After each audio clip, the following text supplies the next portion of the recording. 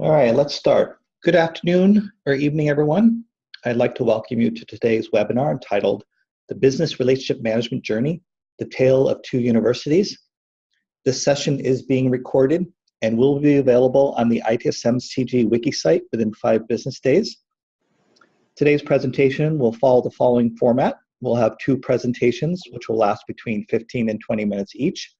There will be time left over for Q&A after the last presentation, and everyone will be on mute. Please use the chat window to ask questions. Please include your name, followed by your institution. Before we start the presentation, I want to allow Sherry Curl, she is the CG chair for the Business Relationship Management Constituency Group, to say a few words. I'm going to have to turn on your mic, so unless you're a presenter. Thank you, Mitch. Oh, you have audio access. Great. Yep. This is Sherry Curl from Cornell University. Last fall, Wes Finney from UPenn and myself started the Business Relationship Management Constituency Group. We've been quiet. We haven't started activities yet, but we're ramping up to do that. There will be a Slack channel that I set up that will be sent out to the EDUCAUSE list. And also we'll be starting monthly open forums like the ITSM group does.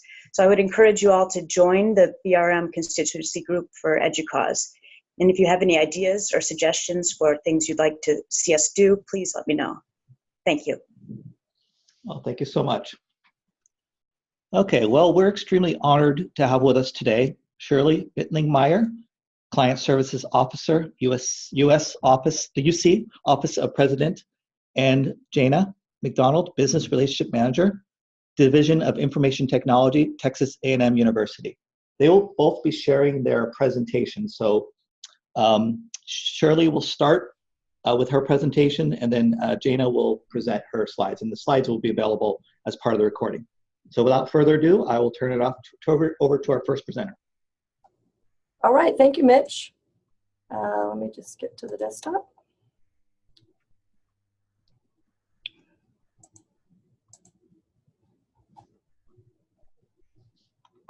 Can you all see? Oh, hold on for a second. Oh, let me put it in the right mode. Oh, well, doesn't want to do that. Hang on just for a second. A little technical difficulty. We'll just do it this way. All right, so can you all see the screen? All right. I can see it. Thank you. So the photo I chose for the title slide today is, if you're familiar with San Francisco, is Lombard Street. It's known as the crookedest street in the world, at least it was a number of years back. It makes a series of very sharp turns. So I chose this title slide because our journey into the BRM and ITSM work has been very similar to this, with a number of turns as we learn to adapt to the changing conditions of our office.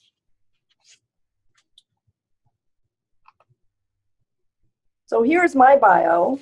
I've been at UC for about 8 years. In addition to the BRM work, I also manage a help desk, a desktop engineering team, a telecom group, as well as the IT PMO.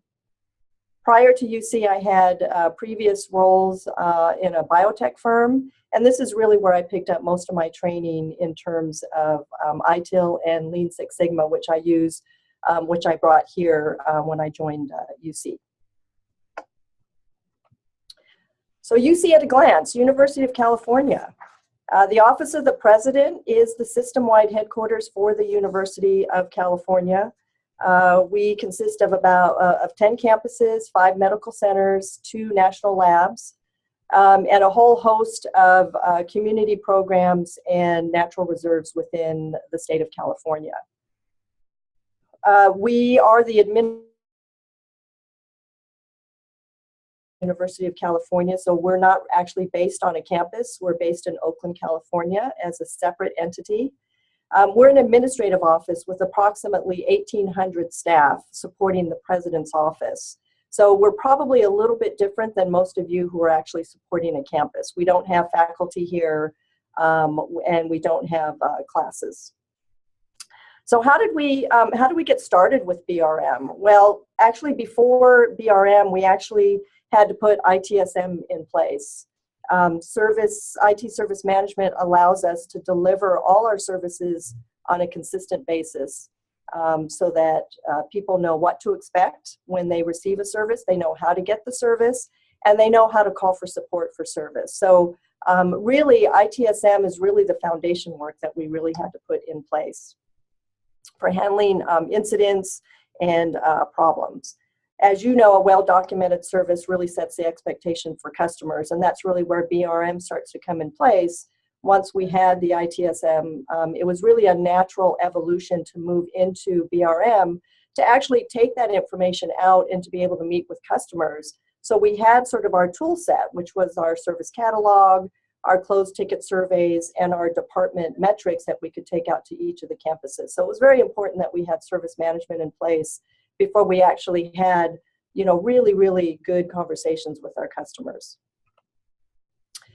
So the foundation work started by what we did is we enhanced our incident change and release management processes. This started in approximately 2010 when I arrived, and I brought sort of the ITIL thinking and the service management thinking into a team of about 190 staff in IT. They were not, most people were not familiar with ITIL at the time. So I partnered with the director of the applications group, and I was currently, at that time, I was the director of infrastructure services. So we kind of partnered, and we trained all the IT staff in the foundations class, and also in customer service skills. A lot of people don't think that customer service skills, they assume that everybody comes in with strong customer service skills, but we really believe that we had to start at the very basics, and we wanted to build from the very beginning sort of the foundation, as we called it. So we actually did a basic customer service skill training class for everybody, as well as an advanced course. We implemented ServiceNow as our tool. We hired a vendor manager, so this was a manager that would take care of our service contracts with our third-party vendors after the agreements had been signed. We created and enhanced the IT service catalog. We developed a CMDB pilot. That pilot has never really taken off. As we all know, configuration management databases are somewhat challenging, so we're still actually in pilot phase with that. And then we recently implemented problem management. So that's kind of the ITSM foundation work that we put into place before we could actually go out. And response times to our teams and to our customers, we were able to understand better where our pain points were and where were the fires that we needed to fix. And so with all that information in place, we were then able to start our BRM work. So as I mentioned, we started in 2010. And then I transitioned into the BRM role in 2012. So this was after an assessment that was done at OP in terms of how do we position IT for the future. We created the client services officer role, and then I was promoted into that role in 2012. We originally established the role system-wide to provide IT strategic direction across UC. That was a bit daunting, and we also were I was responsible for championing a shared services vision in preparation for the payroll consolidation project. So that was, so what I did is I toured all the campuses to meet with each CIO. I introduced the concept of business relationship management and what sort of my two main goals were for the year. What I found out quickly, and I was still new in 2012, I was still new to UC and to the higher ed environment. I found out very quickly that the IT shops really preferred their autonomy.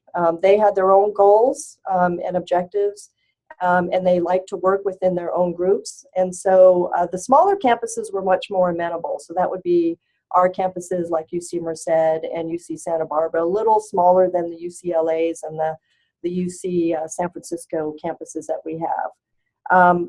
But overall, it just didn't feel it was the right climate at that time to really try to take on this tremendous objective that I was given for the year.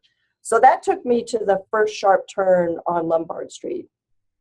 So what I learned from there was autonomy and really the extreme diversity of all the campuses in terms of their objectives and the projects that they're working on.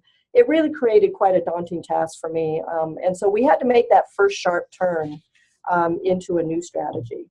So what were we going to do now? Well, we thought maybe we would just bite off a little less. And so we quickly changed direction from a system-wide focus to establishing BRM at the Office of the President. So hopefully we could model what we could do here at the Office of the President. So as I mentioned, there's about 1,800 staff here, a little bit smaller, a little more personal. So I was actually able to meet with the President a number of times and his direct reports to introduce the BRM function and understand their pain points. So getting to all these senior officers was really advantageous for me because I got to know them well. They got to understand what we were trying to do within IT. And from their conversations, I was able to establish an executive support position. So this was based on senior executives. I began chairing the IT Operations Council meeting. I'll talk about that in just a minute. I was able to hire a full-time business relationship manager based on the value that I was bringing already to Office of the President. And at the time, I was really focused on the more tactical issues, escalations, age tickets, project portfolio, and the IT service catalog, just trying to get them to understand sort of the services that we have, what we're trying to accomplish, and really just trying to reduce the number of escalations for each of the departments. So one of the greatest successes, I'll have to say, was chairing the IT Operations Council. So the council is made up of one or more representatives from each of the business units, as well as IT staff. I meet with them on a monthly basis. They are used as a feedback tool back into IT. So as we roll out a service, or if we have an issue with the service, I gather that information from the representatives and I take that back into the IT department. I also use them as generally as pilot users. So when we have to roll something out, we usually reach out to this team first. They usually are given a heads up on any of our new projects far ahead of any announcement that we make. So we give them a little bit of a heads up and a leg up on information. So that gives them a little more incentive to attend the monthly meeting. And we leverage them over and over again, especially when we're trying to roll something out within that's system-wide, or excuse me, not system-wide, but department-wide. And we use them as the communication tool. So what I'll do is I'll actually create the communication pieces. I'll send it out to the Operations Council. So in addition to all the other communication venues we have, I generally will send them an informational piece that they can actually tailor it to their own department needs and then send it out. So that's been quite successful. We have about 35 different business units here. And as I mentioned earlier, I'm only sort of a part-time BRM. I did have a full-time BRM. So really, we had a total of 1.25 staff to manage these relationships. So the challenge for me was, how do we meet the needs of all the units with that number of staff? And we have 35 units. So we really couldn't meet all of the needs. But what we decided to do was sort of divide and conquer. So what we wanted to do was concentrate on the relationships that had already been established. And this, again, is another turn that we made on Lombard Street. It was, just another quick turn that we had to make. So we're just trying to be very agile and adapt based on the changing needs of the organization. So what I did is I focused the full-time BRM on the division that was the most challenging, and it actually was the largest here with over 200 employees. And that was our academic affairs department. So we did have some faculty members in there as well, but they're serving an administrative role.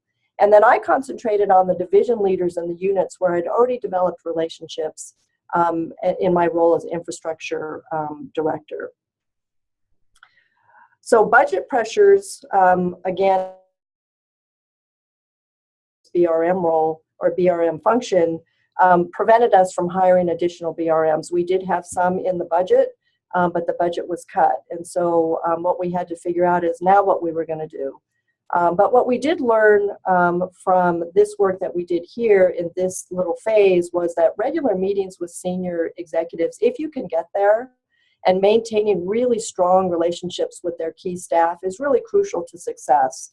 It eliminates a lot of the escalations that we had. They know to call the BRM prior to sort of escalating. And so that was really helpful for us to understand. So I try to maintain very regular relationships and meetings with our senior executives here at OP.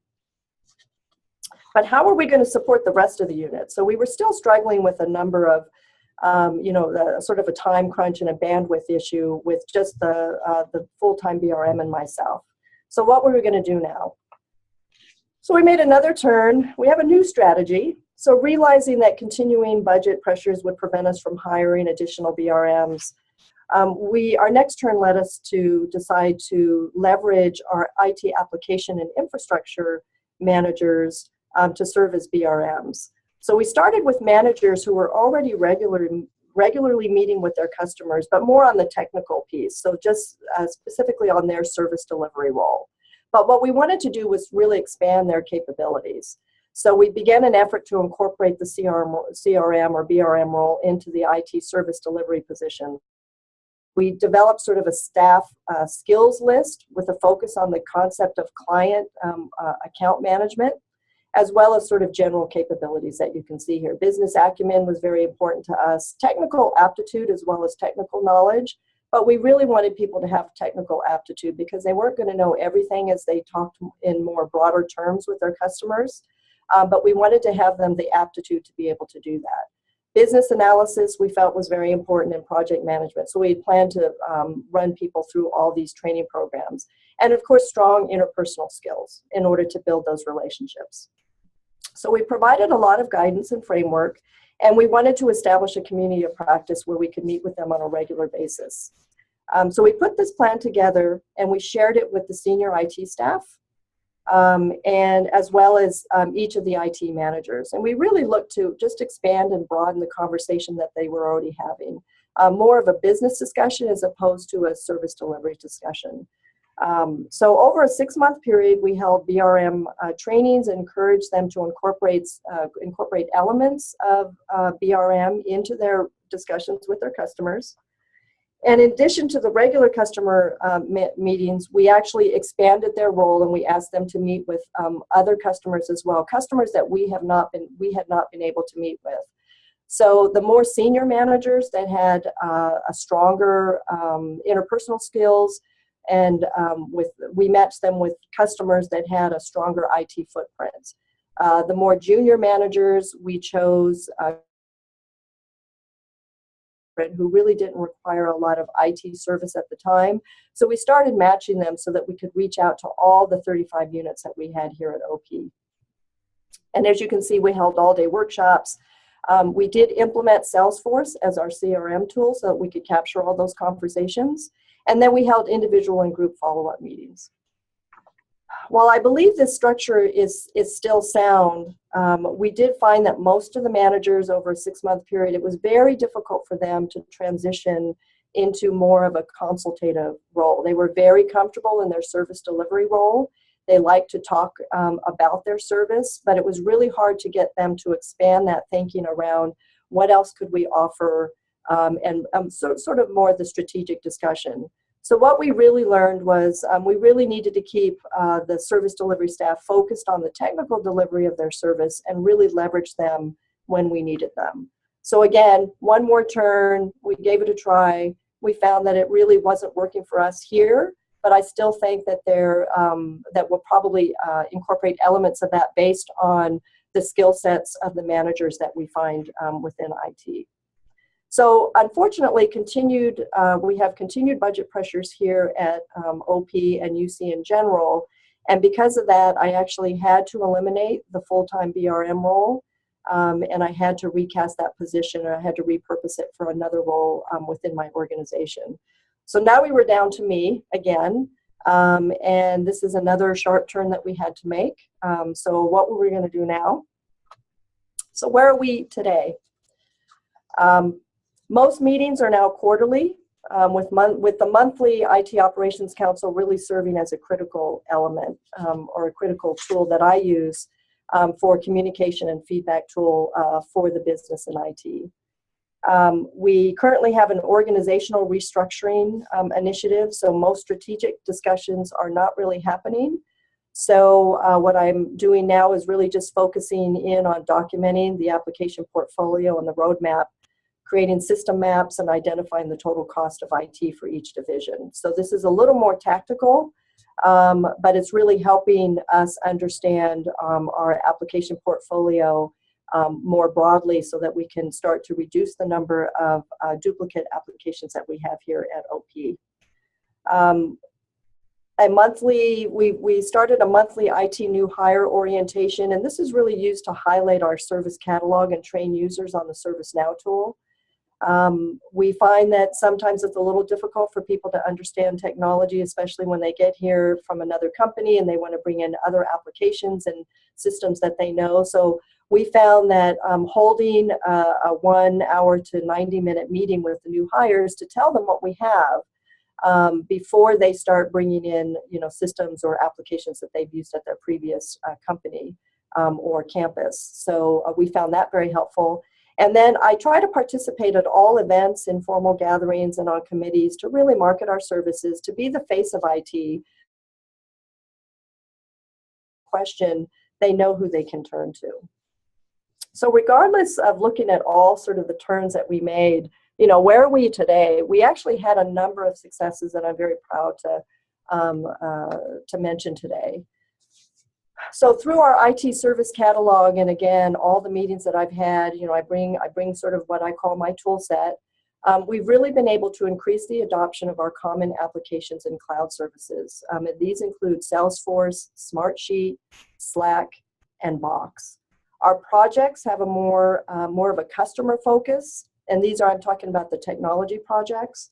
Attention is really paid to the human change management of these projects. So as you know, when you're looking at a technology project, the technology is generally easy to implement, but really getting folks to understand the change and how it impacts them and getting people to move to those applications, that's really the human change management piece that I play within all the projects now.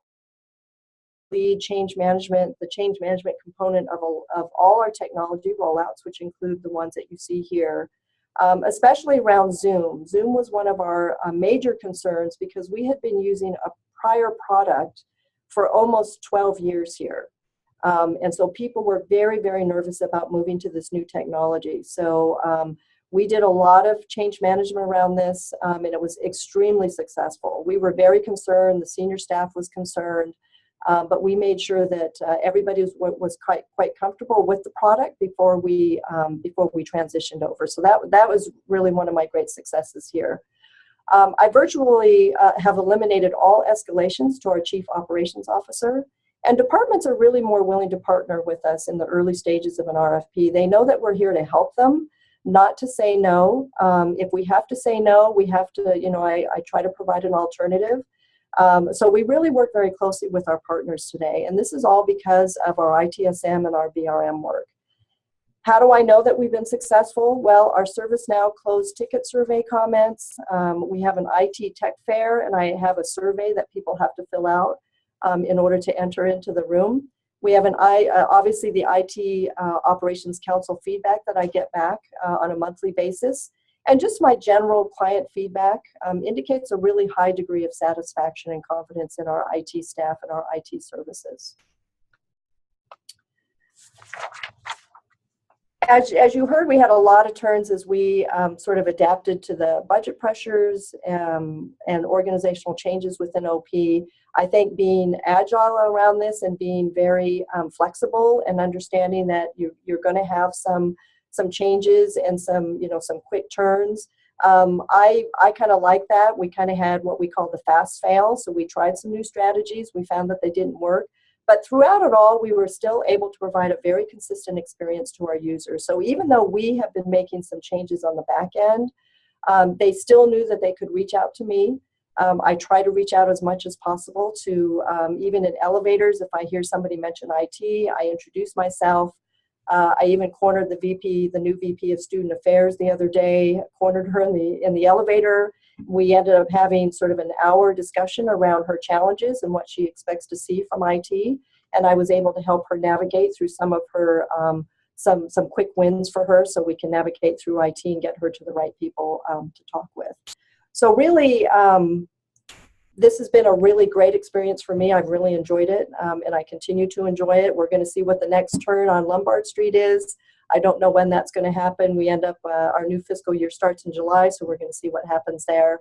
But overall, I'm very pleased with the BRM and the ITSM work that we've done here at OP, and hopefully we'll be able to roll it out to the other campuses. And now I'd like to thank you for attending, and I want to turn it over to Jana from Texas A&M to share her story. Thank you very much. Thanks, Shirley. Let me just a reminder to go ahead and if you have your questions, enter them in the chat queue.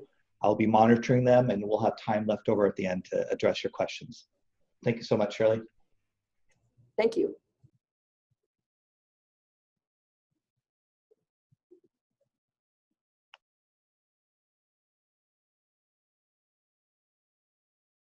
All right, can everybody hear me?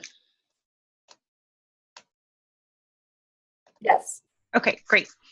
Howdy, thank you for joining today. My name is Jana McDonald and I work for the Division of Information Technology at Texas A&M University. I have been here at the university for about 10 and a half years now. I spent the first 8.5 years here in the telecommunications department and transitioned into the BRM role about 2 years ago when we first began the BRM implementation.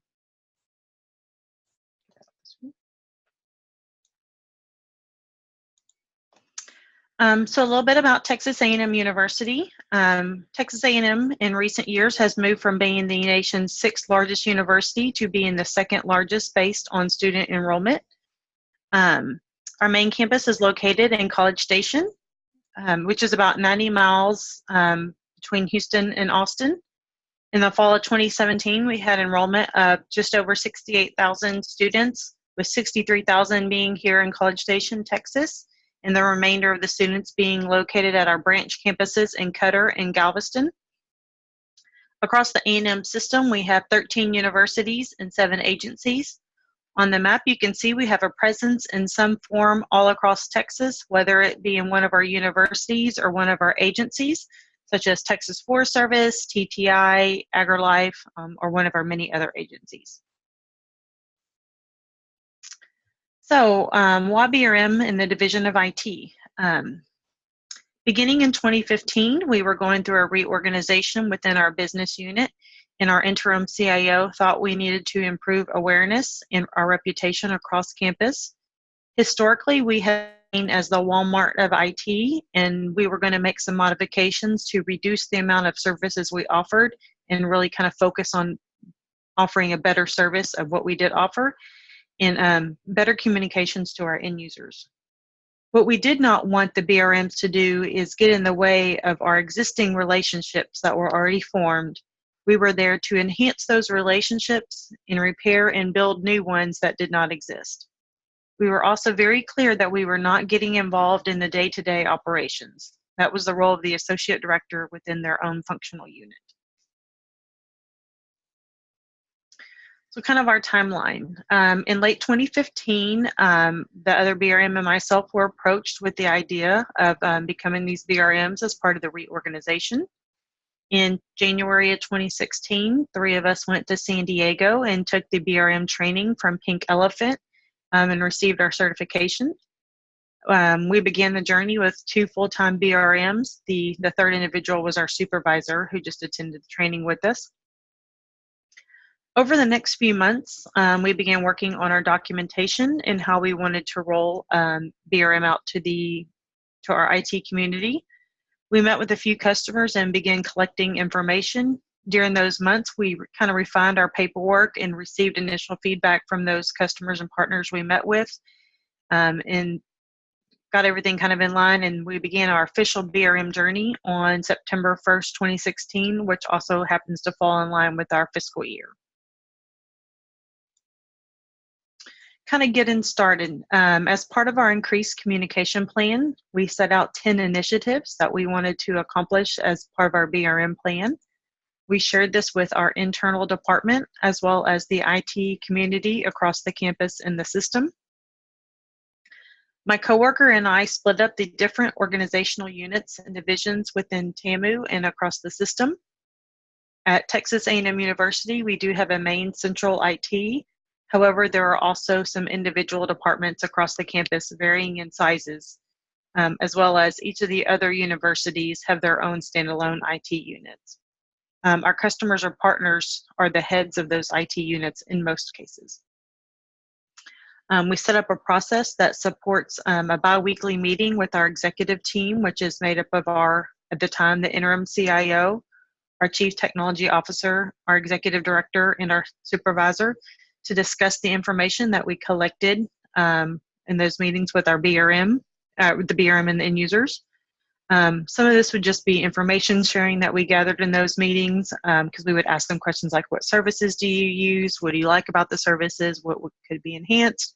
Others would be to seek guidance on questions or feedback that we received of problems that they may be having. Once a month, we would meet with our executive leadership team, which is comprised of the associate directors from the 8 different functional units within our organization. We also would meet bi-weekly with what we call the ITAC committee. At the time, it was a governance committee made up of the key across campus. Is about 20 different departments are represented in that committee, and I'll talk a little more about that committee a little further in the organization, or in the presentation. One of the goals we had was to select a tool to track the information that we were obtaining from our meetings with our partners. I also will touch on this topic a little later in the presentation as well. Creation of business cases for potential projects or initiatives. We had a few small projects that we worked on. However, we've not had to create any business cases as of yet. During 2017, our organization did a huge rollout of a brand new, very in-depth governance structure here in the division of IT. This was done with oversight with our new CIO, Dee Childs, and it's about 6 months underway after being rolled out. The BRMs didn't have too much of a role like we originally thought, but we are more than okay with that just due to scheduling and our plates being pretty full.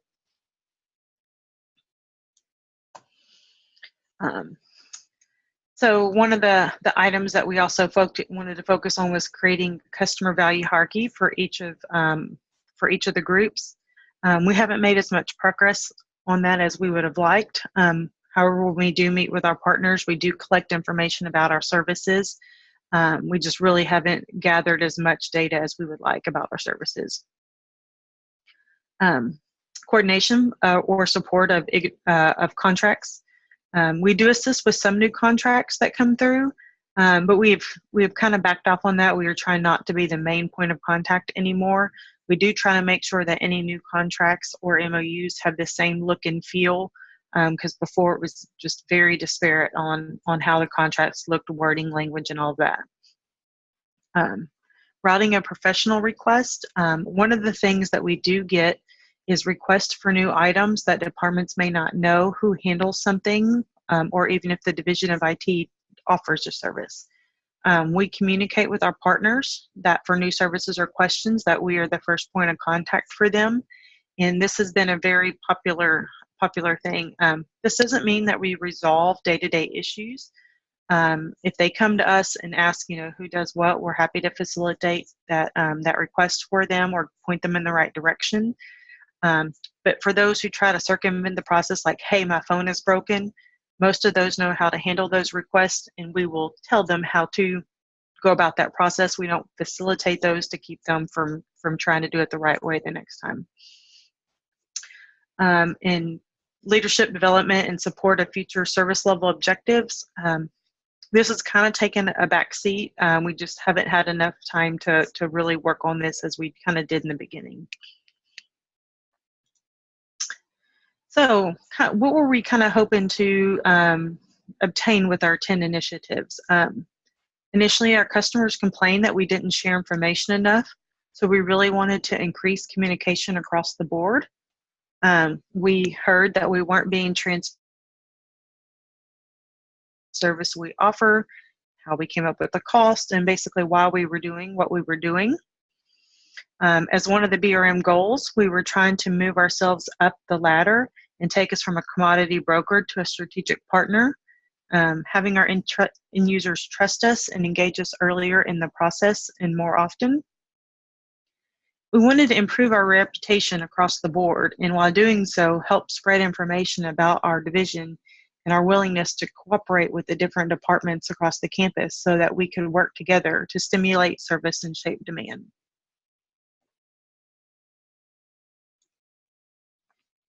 So kind of look at our first year. Through our initiatives, we set out to meet with our partners 4 times a year. At the time, there were 2 BRMs, and we had roughly 23 departments to meet with. Each had 23 departments to meet with 4 times. The exception to this was our remote locations, those remote campuses, but basically remote universities across the state. We were going to meet with them in person 1 time and then do the rest via phone or WebEx. We would meet with our executive team every 3 to 4 weeks to go over the information gathered from those meetings. We pushed it back from every 2 weeks to every 3 to 4 weeks. Tracking the information. At this point, we didn't have a tool to track information, so we are tracking it in Microsoft Word. And educating our customers and partners about our roles. For our first 2 of the 4 meetings, we set a very clear agenda of what we hope to accomplish out of those first 2 meetings. And it included training materials for our partners of what BRM is and some definitions and kind of what we hope to accomplish as part of the BRM journey. And we found that very helpful, and so did our partners. They understood why we were doing what we were doing. So kind of a first year, looking back, our lessons learned in our first year. We soon learned meeting 4 times a year for all departments was not very realistic. 1, it is really quite time consuming, and 2, some departments just do not have that much information to share with you. There are some that we still meet with on a regular basis, but there are others who we will only meet with now once or twice a year. Some departments do a lot of services with us, and some of us really only use us for 1 or 2 services, and so there's just not a reason to meet that many times. We went through a leadership change right at the end of year 1 into our BRM journey. A permanent CIO was hired, and we were taken from being a department under a division of finance into being our own division, so we were elevated and our CIO was made a vice president. With this, our meetings with the executive team did become less frequent. However, we did have smaller side discussions to talk about any issues or concerns that we have. This is not to say that we didn't have buy-in from our CIO. We certainly did. She just had a more full plate than our interim CIO items to her senior direct reports. We had great responses from our partners across campus. I actually don't think we have actually heard anything negative about the BRM roles from any of our clients across campus. We also really began to see a shift from the initial 10 initiatives that we laid out, and they were kind of taking shape in a different direction on some of them. So we are starting into our 2nd year. We are about 1.5 years into our BRM journey since we launched in September of, into 2016. About 2 months ago, through a minor reorganization, I became the sole BRM, go me. I obtained my CBRM in the fall. I think that has been extremely helpful. It gave you more tactical tools to go out and complete some of the items that we do. So I really feel the CBRM was really helpful. Customer satisfaction has increased across the board. We find that our partners are engaging us more often in overall. And I think our reputation has been improved across the board. Not saying we're perfect by any means. We still have a long way to go. But and when we do something wrong, our partners are more forgiving about it to us. They're not yelling, they talk to us. One thing I do want to point out, not everybody is a partner, which is why I use the word customer sometimes throughout the presentation. The goal does not always have to be to get every customer to a level 5. Some may never get past a level 2 or a level 3, and that is perfectly okay. Think about McDonald's. I am fine with them always being a level 2 at an order taker. I never want them to get past an order taker, and that is fine with it. Some customers will not have your best interest at hand. You know what? That's fine. All you can do is manage the relationship the best that you can. We are close to having the BRM functionality turned on within ServiceNow. This will greatly help with tracking customer interactions as well as demand. We find that if we hear, it would be great if you offered this, or if there's a contract for that. And so tracking the ideas and demand will be really helpful, even if it's not a service that we're ultimately going to offer. If we start seeing that 4 or 5 departments are interested in a service, we could at least even get those 4 or 5 departments to collaborate together. And so we're hopefully going to have that turned on in the next month or 2. And it's a hold up on our end, actually, not ServiceNow's or our implementation. I mentioned we have shifted some for our original 10 initiatives. Some have been due to leadership change, and some have been due to heavy project load. We recently built a new state-of-the-art data center, and that has been taking up a really good chunk of our time in the past 9 months or so. The good news is it's our same partners that we would be working with and meeting with on a regular basis. It's just we have a more narrow focus of services across the board. We do get a lot of regular partner interaction at the bi-weekly ITAC committee meetings, which is at least 10 to 15 departments, sometimes 20 on a bi-weekly basis. This has been extremely helpful meeting to have the BRM attend, as we hear exactly what's happening in these departments across campus, what services they're looking for, what new contracts they're looking to do. It's a lot of feedback in one room about not only feedback about us, but feedback about what they're doing as well.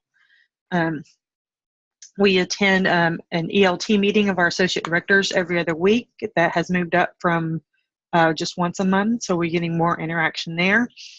I also attend a second meeting with the majority of the associate directors within the organization on a weekly basis due to the reorg, and I also report to a different supervisor now. I find that this meeting is probably the most helpful of all, as I get a lot of details of what's actually happened within those functional groups, from upgrades to problems to changes. And so I'm more prepared when my customers come to us with problems or concerns, or they provide me with information where I can go out and be more transparent to our partners. And so getting a lot more information really helps us prepared for our job.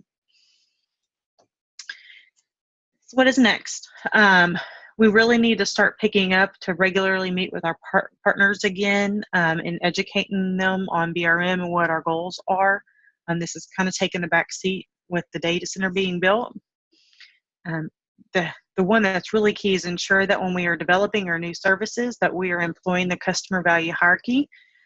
We did this with portions of our data center, and this was huge. I mean, we can't assume that we know what our customers' must-haves and got-to-haves and wows are. We've done that in the past, and you can't just assume. You have to ask them what they want. And then begin tracking everything within ServiceNow and not on Microsoft Word. That's key here. It'll be really helpful when it's finally turned on. So kind of our next steps. And that is it. Sorry, I had to get my unmute button there. Thank you so much, Jana. That was excellent. You had a number of questions that came in, so let's tackle them. First question. This is for Shirley, did you have any interaction with enterprise architecture or business architecture in your efforts? Oh yeah, they're a very close partner. We're actually, I would say that we're joined at the hip. So what I do generally is when I'm talking with a group and they mention that they're interested in an application or, they're trying to solve an issue, my first conversation with them is, okay, let me bring in the enterprise architect. So we definitely partner very closely with the enterprise architect and our CTO. So if it's a new technology, we want to make sure that the CTO also has that conversation. So I'm sort of the conversation starter, and then what I do is I bring in the appropriate people at the appropriate time. Great. Next question's from Alan. This is for Shirley as well. What kind of representatives serve on the ITS Operations Council? I think you answered a little bit, but he wants to know a little bit more. Is it more IT people or business? Is it a mix of managers and staff? Yeah, so it's mainly the business. What was interesting was the IT staff wanted to attend because they were learning more when I was sharing with the business units. They were not getting the same information from their IT managers. So I have a lot of IT staff just join just for the information, but it's really meant for the business. So I have anywhere from, I've got directors on there, managers, I've got analysts. I have a couple vice presidents who attend when they can. I have 2 CIOs that will attend when they can. What was I going to say about that? So it's across the board. And usually the business units, the folks have, and they've always had an interest in IT, or they have some sort of IT background. Not that we go into too much of the technical discussions, but sometimes we do get technical. And I try to bring it into business language, but a lot of the folks that actually attend do have some sort of an IT interest, or they're interested in IT as a hobby. So it's a whole mix of people that attend the meeting, and it's open to anybody. But I have a specific distribution list of about I'd say right now it's about 70 people. That I send out the agenda, and then I do minutes, and I post the minutes for everybody to share out with their department. Great. I have a laptop battery emergency. I've asked Todd to handle the next set of questions. I'm going to ask one question. I'm going to grab my battery. This is from Toby for Shirley. Curious about the use of Salesforce and how many instances of Salesforce are you using or going to use? Yeah, so we only have one instance, but I'll be honest with you, I've recently made the decision not to continue with Salesforce because of the cost, and I am not I'm not really Salesforce savvy. My BRM was very, she had more of a technical background in terms of CRM. So when she left, I've been researching other products, and I'm actually going to use Smartsheet. Smartsheet is a product that I've been evangelizing throughout all of the University of California, so I'm going to go ahead and use it. They have a template for CRM, so I'm not going to be using Salesforce in the future.